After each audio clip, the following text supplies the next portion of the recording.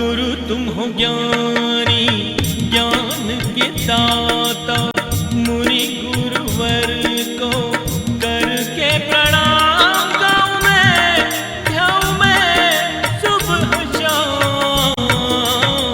पुलक सागर एक नाम इस कार्यक्रम के पुण्यार्जक हैं सुरेश, कांता, हर्षा, प्रदीप, भाविका, निशांत, खुशबू, नितिन, मौलिक, अवधि, दिविज, स्माया, हैसिका, कोठारी परिवार मुंबई, ट्रस्टी जिन शरणम तीर्थ ट्रस्ट, राष्ट्रीय कोषाध्यक्ष एवं परम संरक्षक पुलक मंच परिवार। कैदियों को यदि तुम उनके अधिकार क्षेत्र में होता है, यदि अच्छा चरित्र होता है, सुधर जाता है, तो समय से पहले छोड़ दिए जाते हैं। जेलर साहब ने कहा कि अवश्य कोशिश करूंगा। प्रवचन के बाद जैसे मैं मंच से उतर के बाहर आने लगा, एक पेड़ के नीचे एक आदमी बैठा, जार जार आंसू बहा रहा। मैं पास गया, उसने हाथ जोड़े। मैंने कहा कि क्यों रोते हो? बोले महाराज, आपसे एक प्रार्थना है कि आप जेल में चलकर आए हमारे लिए। आपसे एक प्रार्थना करता हूं कि जेलर साहब से बोल दो कि मेरी सजा कम ना करे, बढ़ा दी जाए। मैंने कहा ऐसा कैसा कह दी है? हर कोई तो निकलना चाहता है। ये कह रहा है कि मैं बाहर नहीं जाना चाहता हूं, मेरी सजा इतनी बढ़ाओ, इतनी बढ़ाओ, इतनी बढ़ाओ कि मेरी मौत इसी जेल में होना चाहिए। मैंने कहा अजीब आदमी हो, तुम्हारा परिवार नहीं है, तुम्हारा घर नहीं है, तुम्हारे बच्चे नहीं है? बोले महाराज हैं। तो फिर क्यों नहीं जाना चाहते घर में? तुम्हारे बच्चे तुमसे इतने दिन की सजा में कभी मिलने नहीं आए? नहीं आए महाराज। तो मैंने कहा तुम जाओ, तुम्हारी सजा कम होने वाली है। बोले नहीं, मैं सजा बढ़वाना चाहता हूं। जेलर मेरे सामने खड़े थे। मैंने कहा कि क्या बोल रहा है? उन्होंने कहा कि क्यों सजा बढ़वाना चाहते? बोले महाराज, मैं भी एक बहुत अच्छा आदमी था, यार दोस्तों के साथ रहकर मैं शराब पीना शुरू कर दिया, और जैसे ही शराब पिया, मेरा भी एक परिवार था महाराज, मेरी भी एक पत्नी थी, हम दोनों बहुत प्यार करते थे। हमने जमाने को ठुकरा के प्रेम विवाह किया था। फिर क्या हो गया ऐसा जीवन में? बोले मैं शराब पीने लगा।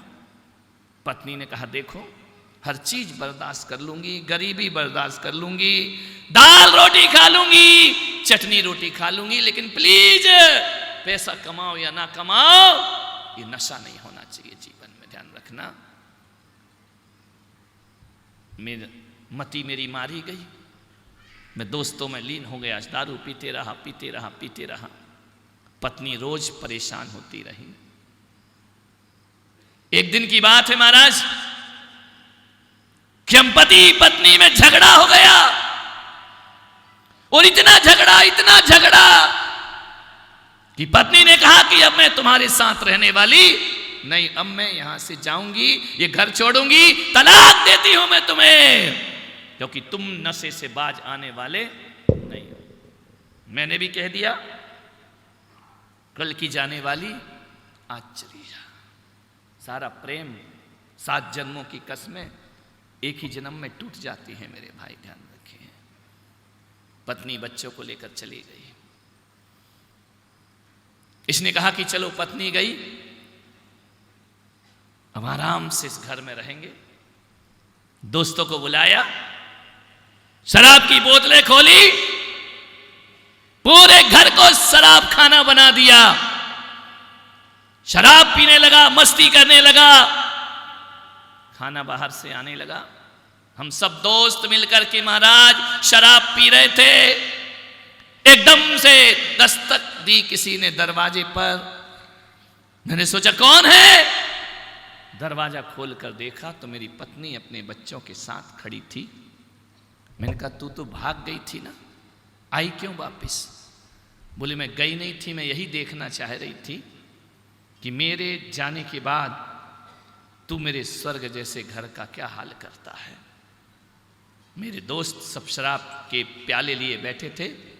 पत्नी ने कहा निकलो बाहर यहां से, मेरे घर को बर्बाद करने तुले हुए हो, हे कोई भी यहां नहीं रहना चाहिए।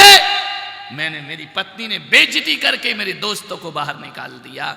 और आज के बाद कभी इस घर पर देखने की भी हिम्मत की तो आंखें नोच लूंगी। पत्नी भी बड़ी वीरांगना रही, उसने कहा मैं बिल्कुल बर्दाश्त नहीं करूंगी, निकलिए मेरे घर से बाहर। महाराज मैंने रोका कि खबरदार, मेरे दोस्तों का अपमान नहीं होना चाहिए। पत्नी ने कहा मैंने दोस्त नहीं दुश्मन मानती हूं। दोस्त तो चले गए महाराज, मेरा क्रोध आप से बाहर हो गया। एक राड रखी थी लोहे की, और मैंने पत्नी के सिर पर वह राड जोर से गुस्से में मार दी। पत्नी लहूलुहान होकर वहीं गिर जाती है। बच्चे चीख रहे हैं, तड़प रहे हैं, मम्मी मम्मी करके तड़प रहे हैं। मैंने कुछ नहीं देखा नशे के नशे में, मैंने कांच की बोतल मारी। मेरी पत्नी चीख निकली तो मृत्यु को प्राप्त हो गई। महाराज पुलिस आई, मुझे हिरासत में ले लिया। एक नशे की वजह से कैसा सुख शांति भरा घर नरक में परिवर्तित हो गया। इनका बच्चे बोले आज भी मेरे बच्चे हैं। तो मैंने कहा फिर तुम यहां से निकलोगे? मुझे बहुत अफसोस है कि जिस पत्नी के लिए मैंने समाज से परिवार से बगावत की, उसी पत्नी का मैं हत्यारा बन गया। जब शराब का नशा उतरा तो मुझे अपने आप पे नफरत हो रही है महाराज कि मैंने अपनी पत्नी की हत्या कर दी। वो क्या चाहती थी? यही तो चाहती थी कि मैं अच्छा जीवन जीऊं। वो क्या चाहती थी? यही तो चाहती थी मैं इंसानियत का जीवन जीऊं, मैं नशा नहीं करूं। लेकिन ना जाने क्या मेरी मति मारी गई। अब जो समय गया तो गया, वह लौट कर वापस नहीं आता है। मान्यवर तुम इनका, तुम बच्चों के खातिर वापस क्यों नहीं जाते हो? बोले जैसे ही बच्चों को पता चला कि मेरी सजा खत्म हो रही है, बच्चे बड़े हो गए महाराज, 14 साल में बड़ी उम्र हो गई, समझदार हो गए। उन बच्चों ने हमें संदेश भेजा कि कोई जरूरत नहीं है तुम्हें घर में आने की। नफरत हो गई मेरे बच्चों को मुझसे। जब बाप को संभालने के दिन थे तब तो तुम जेल की हवा खा रहे थे। हम संभल चुके हैं, हम 17-18 साल के हो गए, अब हमें ऐसे बाप की जरूरत नहीं है। अरे बाप होता तो हम इंतजार करते। जिसने हमारी माँ की हत्या की है उसे हम बाप मानने को तैयार है। नहीं, हम बिना बाप की जिंदगी जी लेंगे, लेकिन हत्यारे को अपना बाप मानने को तैयार है। अब बताओ महाराज, मैं किसके लिए निकल के बाहर जाऊं? बच्चे तो हमको देखना भी पसंद नहीं करते हैं। इसलिए मैंने कहा कि मेरी सजा बढ़ा दी जाए। बाहर निकल के करूंगा क्या? एक बात याद रखना, लोग कहते हैं शराब पीने के बाद आदमी बेहोश होता है, लेकिन मेरे महावीर कहते हैं कि शराब पीने के बाद आदमी बेहोश नहीं होता। बेहोश आदमी ही शराब पिया करता है। ध्यान रखना, जो होश में जीते हैं वो कभी शराब नहीं पिया करते हैं। बेहोशी तो हैं वो लोग, सिगरेट के पैकेट पे लिखा है नैतिक चेतावनी, सिगरेट पीना स्वास्थ्य के लिए हानिकारक है, फिर भी आदमी पी रहा है, तो बोलो वो होश में है या बेहोश है? ध्यान रखिए। मसाले के पाउच में लिखा है इससे कैंसर हो सकता है, फिर भी आदमी खा रहा है, तो होश वाला है या बेहोश आदमी है? कौन कहता है कि नशा करके आदमी बेहोश होता है? बेहोश तो आदमी उसी दिन हो जाता है जिस दिन नशे की तरफ अपना हाथ बढ़ाया करता है। लोग कहते हैं विश्व में शांति हो, मैं मंदिरों में सुनता हूं विश्व में शांति हो। ये विश्व कहां है मेरे भाई? मुझे समझ ही नहीं आता है, ये विश्व है कहां? किस विश्व की शांति की बात कर रहे हो? किसकी प्रार्थना करते हो परमात्मा से? कहां है विश्व? कहां है? कोई बता दे मुझे, कौन से विश्व में शांति हो? मान्यवर, ये जमीन के टुकड़े विश्व नहीं हुआ करते हैं। विश्व यदि कोई है तो हमारा मन ही अखल विश्व हुआ करता है। और मन में शांति होगी हर व्यक्ति के तो विश्व में शांति अपने आप हो जाया करती है। किस शांति की प्रार्थना करते हो? परमात्मा कोई शांति ऊपर से भेजेगा क्या? अरे नशा करने के बाद शांति की दुआ मांगा करते हो, नशा करने के बाद अमन चैन की बातें किया करते हो। कभी जब मन ही अशांत है, मन अशांत है तो विश्व भी अशांत है, और मन शांत है तो सकल विश्व शांत। विश्व तो हम ही है ना, मैं भी विश्व हूं, तुम भी विश्व हो, ये भी विश्व है। पूरे विश्व में शांति चाहिए तो आदमी को सबसे पहले अपने जीवन में शांति लाना चाहिए। शराब क्या है मालूम है?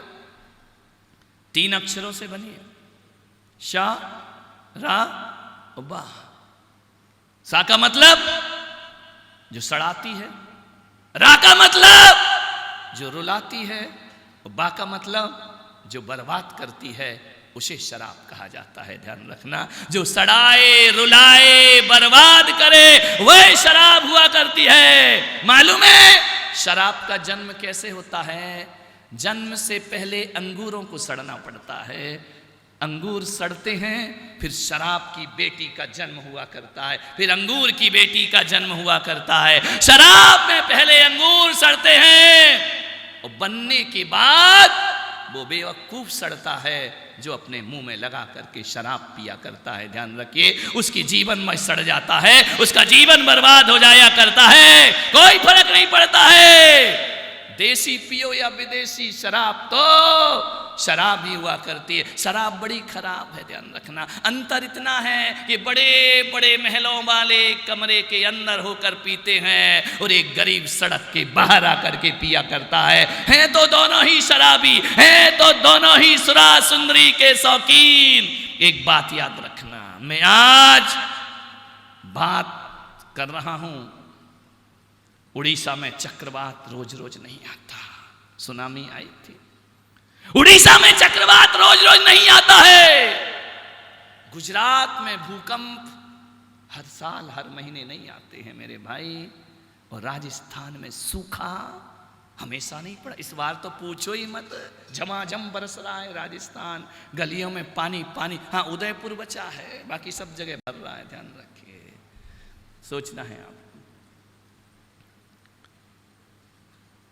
रोज नहीं आएगा चक्रवात, रोज नहीं पड़ेगा सूखा, लेकिन एक तूफान ऐसा है जो हर दिन आता है, हर घड़ी आता है, हर पल आता है। शहर में भी आ रहा है, गांव में भी आ रहा है।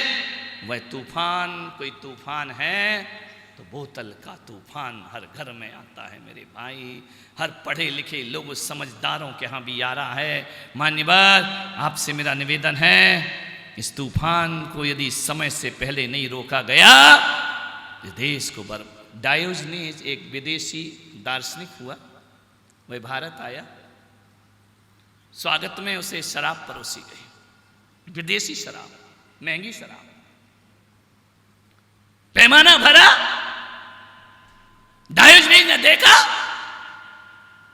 थोड़ी देर फेंक दिया, दूसरा भरा, उसने देखा, फेंक दिया, तीसरा पैमाना भरा, सोचे शायद कचरा हो, गंदगी हो, लिया, फेंक दिया। डायोजनीज से कहा गया, इतनी महंगी शराब आपके स्वागत में मंगाई गई, आप इसे मिट्टी में क्यों मिला रहे? इसमें कचरा है, गंदगी है। डायोजनीज ने कहा, इसमें कचरा गंदगी की बात करते हो, मैं ये देख रहा हूं कि इसमें अच्छाई क्या है। और ये मिट्टी में क्यों मिला दी? इतनी महंगी शराब नहीं पीना था तो मत पीते। डायोजनीज ने कहा, यदि शराब को मैंने मिट्टी में नहीं मिलाया तो ये शराब पूरे देश को मिट्टी में मिला के रख देगी। ध्यान रखना है, ये देश को मिट्टी में मिलाए उससे पहले मैं इसे मिट्टी में मिला देना चाहता हूं। ध्यान रखिए मान्यवर, बहुत मीठा तूफान है ये बोतल का तूफान। मैं तो हैरान हो गया। मैं अभी अहमदाबाद में था, मैं ट्रीटमेंट के लिए एक स्थान पे जाता था, एक क्लिनिक पे। रास्ते में कॉलेज की लड़कियां धुआं उड़ा रही हैं, लड़के तो छोड़ो, लड़कियां। पूना में देखा मैंने, शराब में धुते बेटियां, लड़कियां शराब पी रही हैं, लड़कियां सिगरेट पी रही है।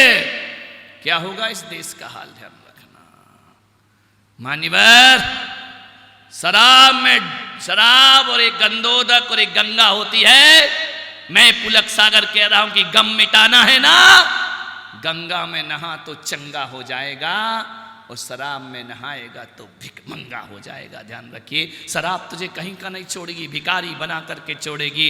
हजारों बह गए इन बोतलों के बंद पानी में, कितनों के जीवन इस शराब में बर्बाद हुआ करते हैं। ध्यान रखिए, इसे आदर्श मत बनाइए, ये हमारे देश के लिए बहुत बड़ा अभिशाप है। मैं चाहता हूँ शराब मुक्त भारत हो। आज मैं सौभाग्यशाली हूँ कि हमारे महामहिम राज्यपाल जी यहाँ बैठे हैं, हमारे विधायक महोदय बैठे हैं। ये वो लोग हैं, चाहे हमारे गुलाब जी कटारिया हों, हमारे ताराचंद जी हों, ये वो लोग, ये उस समाज के लोग जहाँ गंदोदक का सम्मान किया जाता है। ध्यान रखना है। यदि आदर्श व्यक्तित्व हमारे सामने मौजूद हैं, सभी ये दरबार पवित्र दरबार, संत चरण में आए हैं, पवित्रता लेकर। ये समाज के गौरव हैं, जैन समाज के, हमें इन पर गर्व होता है। जब सुना कि गुलाब जी कटारिया पंजाब के राज्यपाल बन गए, ध्यान रखना, दुनिया में शहनाइयाँ बाद में बजी नहीं बजी, मेरे दिल में बजी कि हमारी समाज के एक व्यक्ति ऊंचाई की ऊपर पहुंच गया। संघ के प्राण बन करके जिए, भारतीय जनता पार्टी में प्राण फूंकने वाले ये लोग, जिन्होंने राष्ट्र हित में, मैं गया था गुलाब जी के घर जब वह होम मिनिस्टर थे, उदयपुर में मेरा चतुर्मास हुआ। मैं सोचा कि भाई होम मिनिस्टर के घर जा रहे हैं, बड़े जलवे होंगे, बड़ी शान होगी, 2-4 नौकर दरवाजा खोलेंगे। मैंने कहा होम मिनिस्टर के घर जैसे ही गया, मैं देख करके हैरान हो गया कि मैं होम मिनिस्टर तो छोड़ो, एक करोड़पति, एक धनवान श्रावक का घर भी बहुत सुंदर होता है। एक साधारण से मकान में, जिसकी सीढ़ियाँ भी बड़ी ऊंची ऊंची थीं, वहाँ पर चढ़कर मैं उनके घर में पहुँचा तो उन्हें देख करके ऐसा लगा कि सचमुच राजा जनक जैसा जीवन आज भी धरती पर ऐसे राजनेता। इस कार्यक्रम के पुण्यार्जक हैं सुरेश, कांता, हर्षा, प्रदीप, भाविका, निशांत, खुशबू, नितिन, मौलिक, अवधि, दिविज, स्माया, हैसिका, कोठारी परिवार मुंबई, ट्रस्टी जिन शरणम तीर्थ ट्रस्ट, राष्ट्रीय कोषाध्यक्ष एवं परम संरक्षक पुलक मंच परिवार। गुरु तुम हो ज्ञानी, ज्ञान के दाता, मुनि गुरुवर को करके प्रणाम। गाँव में सुबह शाम पुलक सागर